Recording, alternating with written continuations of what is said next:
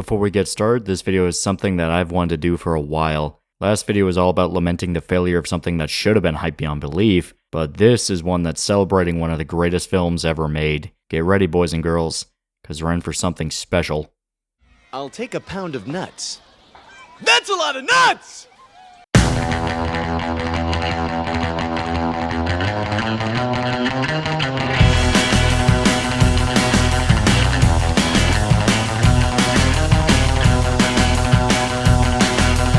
That'll be $4, baby! You want fries with that? Yeah, this movie's a wild one, to say the least. Kung Pao Enter the Fist. It's the 2002 martial arts spoof movie written, directed, and starring Steve Odekirk. As you may have guessed, the film is an over-the-top parody of old-school Hong Kong martial arts films, taking jabs at all sorts of tropes and going out of his way to be ridiculous. Now, someone that can remember the early 2000s might be well aware of how prominent the spoof movie was. It was a subgenre of comedy that held strong for quite a while, and in a lot of ways isn't completely dead, even if it did get rockier every decade.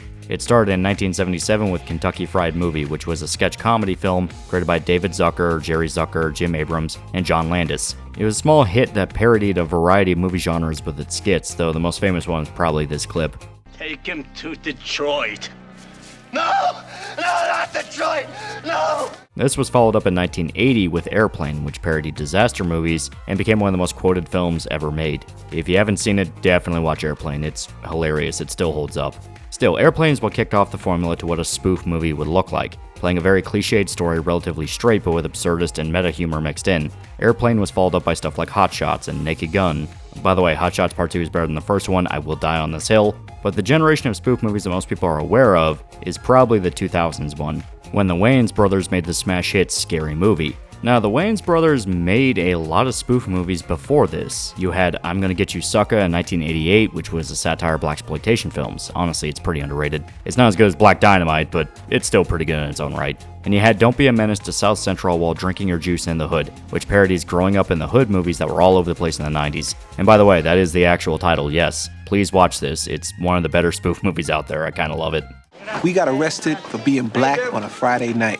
You also had Basketball, which had Matt Stone and Trey Parker in it. It's okay. I definitely don't hate it, but won't lie, that's not my favorite. Funny enough, despite the two being famous by this point for doing South Park, they weren't involved with anything but the acting, so they couldn't write any jokes. It does have funny bits to it. It definitely helps that Matt Stone and Trey Parker are just naturally funny guys, but they were able to nail the spoof vibe later on their own with Team America. So it kind of makes up for Basketball just kind of being sort of fine. Hard to believe that just 5 years ago, this game was played only on driveways. And it's hard to believe just 5 years ago, those girls were only in grade school. But you get the point. There are tons of spoof movies out there. I didn't even mention Mel Brooks and his. Spaceballs being an all-time classic, Men in Tights not being that bad, and so on and so forth. If I get into this rabbit hole, we're never gonna fucking end. The whole point is when the genre kicked off, it really kicked off. Everyone wanted to cash in on the spoof movie trend. You had some great ones, some that slipped under the radar until they were later rediscovered, and a few that have been forgotten for very, very good reasons. Spoof films were all over the place, but they kicked into overdrive come the release of Scary Movie. For those that may not remember those days, when Scary Movie came out, it was a monstrous success, taking a $19 million budget and turning it into $278 million at the box office. This movie was quoted left and right, referenced in other media, and even spawning a whole franchise. Not just sequels, but spin-offs that covered other genres. Now, to get out of the way, yeah, the Scary Movie series got worse with every entry. The only two really worth watching, at least in my opinion, are 1 and 3. 2 isn't the worst, but it's just kind of okay. I tend to forget a lot of it, but 3 has some genuinely funny bits. I kind of like 3. I just want to tell you both good luck. We're all counting on you. Which is surprising considering that everything after it is just headache-inducing. But the spin-offs, yeah, they're all terrible. Date movie, disaster movie, vampire suck, epic movie, you get the idea. Some people like Meet the Spartans, but I just couldn't. It just annoys the shit out of me. Still, there's a difference between a spoof movie and a satire. You see, a spoof movie uses extremely over-the-top and absurd humor to skewer very traditional cliches. Airplane has some downright goofy jokes that come out of nowhere because that's the point. The scene is played very straight and is interrupted by a ridiculous gag. Famously, Leslie Nielsen, who went on to become extremely famous due to doing spoof movies, was actually a very serious actor. He did a lot of drama roles, and that's kind of where the joke of his presence in Airplane comes from, the fact you had this very serious and stern actor being a complete fucking goofball, and then he turned that into basically the rest of his career. Now, satire films are taking a traditional formula or genre and twisting enough tropes or details to it that you essentially flip it on its head. They can be played very straight, to the point that some satire films work as some of the best examples of a genre. The Cornetto trilogy is probably the most famous example of this. Shaun of the Dead is considered one of the best zombie films ever made, and that has constant winks and nods to other zombie stories. Hot Fuzz is an action movie making fun of other over-the-top crime stories, yet has a genuinely compelling mystery and kick-ass action to it. At World's End is a sci-fi movie about an alien invasion, yet mocks the idea of the alien invasion constantly. So you have a clear differential here, between a satire and a spoof. Zombieland or Tucker and Dale vs. Evil would be considered satire. Scary Movie is a spoof. The thing is, satires don't have to necessarily be funny. Some of them, as stated, can be taken very straight-faced. Shaun of the Dead has moments that are just flat out not funny, because they're meant to be horrifying. Wait! I said leave him alone! Loli really likes Shaun of the Dead, if the constant references to it haven't made that obvious by now. They have different feels to them, different intentions, and they're even aimed at different audiences. Satire films are usually aimed for more aficionados of the subject matter, since they would pick up on the in-jokes and be more surprised by the twist to the formula. Spoof movies work more for general audiences, since a lot of the time they take very famous films to parody, outright taking entire scenes to skewer. And the humor is so over the top that really knowing anything about the genre isn't necessary. You can watch Scary Movie just fine without ever seeing a single horror film. It would help to recognize some of the references and jokes, but you don't need to. Kung Pao is an interesting case since it is outwardly a spoof movie. You don't ever need to watch a single martial arts film to have fun with it, but you really want to at least have some knowledge of them to appreciate it fully. You see, Kung Pao is famous for splicing in footage they filmed with a 1976 Hong Kong film called Tiger and Crane Fists, also known as The Savage Killers. They blue screened Steve Audekirk into the film to replace the protagonist, and honestly for 2002, it's not the worst. You can absolutely tell in some spots, but you can kind of write that off as part of the joke. Still, it's actually pretty impressive, I'm not gonna lie. So they not only took the story to a film to make fun of, but they outright took chunks of the movie to parody, something that actually plays into the intent of the film.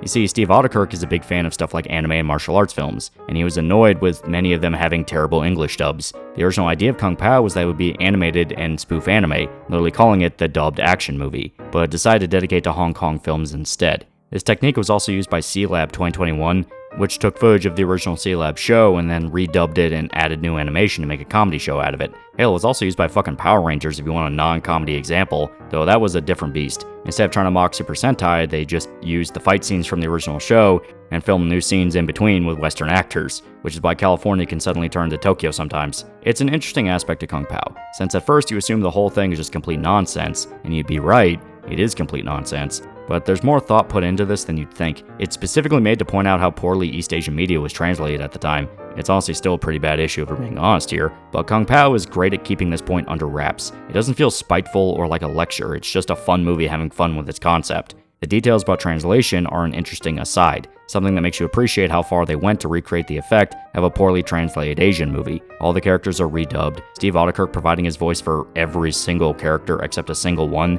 and each voice is increasingly ridiculous. Hell, the idea of splicing in a white guy to be the protagonist in something that's supposed to be East Asian isn't something that Kung Pao just made up as a bit. When the original Godzilla film was brought to America, Godzilla King of the Monsters, it did literally exactly that. Filming entirely new scenes with Raymond Burr as the protagonist and forcing him into parts where he blatantly doesn't belong. I unironically recommend you guys to sit down and watch the King of the Monsters version of Godzilla if you've only seen the original, because it can actually get kind of hilarious in some parts about how blatantly it was ripped apart and kind of put back together for the sake of, let's be honest here, censoring it, since a lot of the political messaging in the movie, the stuff that directly condemns nuclear war, was removed for obvious reasons. He claimed he saw a monster, a horrible monster.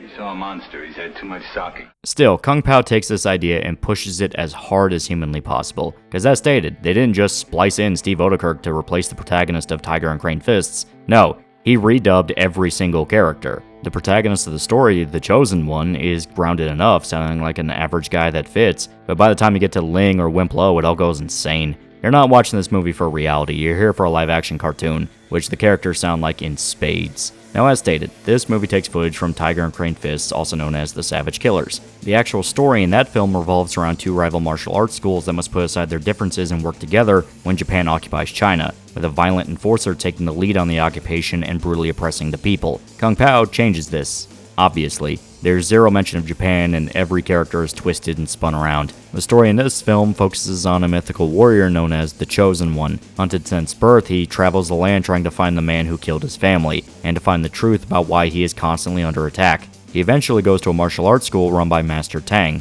who takes him in and trains him to hone his abilities. The Chosen One learns of the man who killed his family, Master Pain, who changes his name to be Betty in order to come across as more diplomatic. This sparks off the Chosen One's quest to defeat Betty and save the world from the schemes of the evil council. Now, to get the obvious out of the way, if you're coming into Kung Pao expecting a fleshed out plot, I'm gonna hit you. It's a silly movie, with silly jokes, that only cares about shoving in as many jokes as they can into a scene. You're going into this film because you want to laugh, and this film absolutely will make you laugh. There's tons of quotes and jokes that will stick in your brain for years. There are scenes of this movie so burned into my memory I can basically play the whole thing beginning to end in my head. My family watched this movie all the time when I was a kid, and it's something I can't even pretend to be objective towards. I love this movie like you wouldn't believe. Even the completely ridiculous and stupid bits get chuckles out of me. Even something as small as the banter from the students you hear in the background can get a laugh.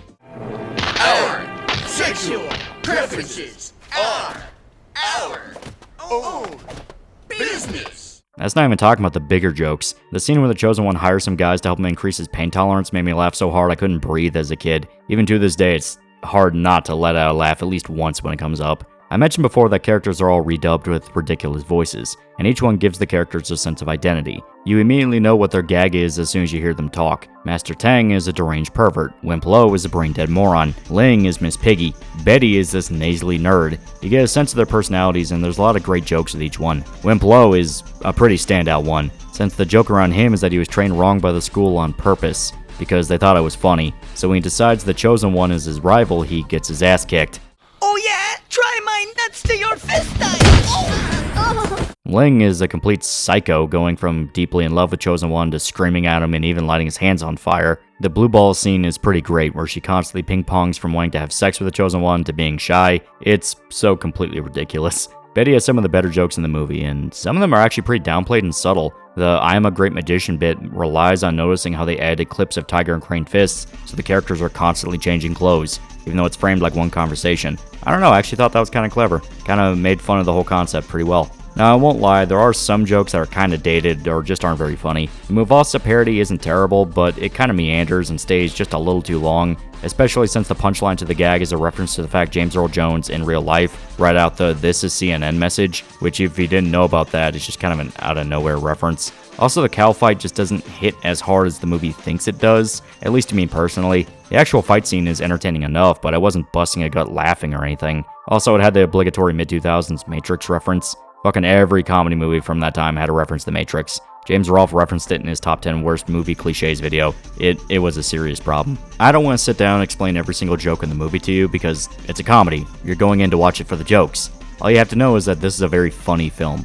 Far more hits than misses. I enjoyed it immensely, and something that was slept on for a number of years. You see, when Kung Pao came out, it was savaged by critics, even nominated for a Worst Picture and Most Painfully Unfunny Comedy at the Stinkers Bad Movie Awards, which just sounds like a ripoff of the Razzies, which is already a bunch of fart-huffing douchebags as it is. By the way, it tied with Master of Disguise for Most Painfully Unfunny Comedy. It also didn't make a lot of money. The budget was around $10 million, and it could only take home $17 million, which is a little too close for comfort to call it a roaring success. It probably didn't help that it also came out right as the scary movie boom took off, which already followed the previous wave of spoof movies, so audiences and critics were probably just exhausted. But in recent years, Kung Pao has been rediscovered. It's been popping up more and more online and has developed a pretty loyal cult following, with people even asking Steve Odekirk if the possibility of a sequel exists, something he's been trying to get off the ground for years, but he just can't because studios won't bite. He's recently been considering a spiritual successor spoofing spaghetti westerns, which could be funny. I'd like to see it. And most everybody kind of agrees that this movie was ahead of its time. It was essentially internet humor before internet humor, a complete shitpost movie that doesn't care about anything beyond making people laugh. Hell, there's skits and comedy videos you can watch online that have the exact same feeling as Kung Pao. In a way, the massive wave of abridged anime is following in the exact footsteps Odekirk set, because remember, his original idea was to parody anime dubs, and abridged anime are literally all parody dubs. So you have stuff like Team 4-Star who popularized the abridged anime genre, and ruined Dragon Ball discussion forever. Hell, I'm pretty sure that the Most Extreme Elimination Challenge show took some influence from Kung Pao. It came out a year after the movie and follows a similar idea of taking footage from East Asian property, Takeshi's Castle, and redubbing it with jokes. Also, watch Most Extreme Elimination Challenge. It is a really funny show. The religious right is our moral watchdog. We all know it only takes one homosexual act to soil the linens of society. Now, a lot of you guys might be wondering, hey, what about Ghost Stories? That's one of the most famous parody dubs out there. And you're right, it's there, it exists. But not gonna lie, I've soured on Ghost Stories after discovering the director of the dub lied about the show failing in Japan to get away with pitching his parody dub. Ghost Stories was very successful in Japan, actually. It even had episodes get higher ratings than fucking Dragon Ball. If you're gonna do a parody, just admit that's what you're doing. I do recommend people check this out because it is a story that kind of makes you look back on that show and realize it was localization before we ever realized it was a problem. Still, Kung Pao is great. It's really upfront about what it's doing, and it's a great time. I can't recommend this movie highly enough. Even if the film isn't your exact sense of humor, I still suggest you sit down and give it a watch at least once. You'll find one joke at the very least you'll repeat constantly until the day you die. Also watch Savage Killers, or Tiger and Crane Fists, however you want to call it. It's up on YouTube, and it's actually got some pretty kick-ass martial arts to it. No doubt, watching Kung Pao first will make it impossible to take the original film seriously. The whole time you'll be quoting jokes and laughing at parts you're fully expected to kind of take straight-faced. Still, it's great. I really hope Audikirk can get his spiritual successor off the ground. In these trying times, we need some silly nonsense to have fun with. Regardless, Kung Pao exists, and the fact it does is honestly kind of a miracle. It's a film with soul to it. You can tell they had tons of fun making the thing. Knowing that it came from a place of genuine love for the genre definitely helps. It's not trying to mock martial arts films or act like the whole field is stupid. If anything, it's mocking the fact so many of them were disrespected when brought to the West. It's genuine. It doesn't want to change the world or pretend it's highbrow, it's simply dumb fun. It's fun to watch. It has funny jokes. You can turn your brain off and just enjoy the ride. That's all I have to say about Kung Pao. It's a fantastic movie, one of the better spoof movies out there, and honestly, you'd be amazed how high of a bar that actually is. Is it as well thought out as Airplane? No. Does it have satire as biting as Team America? Definitely not. But it's a passion project made by people who want to make the audience laugh. And I'd say they succeeded. It's getting more traction in these recent years, which honestly makes me happy. This does deserve love and recognition. And hopefully this video will inspire you guys. Check it out if you haven't seen it yet. Get some buddies together and have this on, and you'll have the time of your life watching it. You won't regret it. It's a movie near and dear to my heart. I cannot tell you how much I love this enough. Until next time, please remember to like, comment, subscribe. See you guys.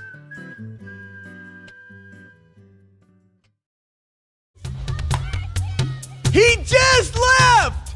With nuts! Hey guys, before we wrap up, old Uncle Saul is here to announce something pretty interesting. We now have channel memberships.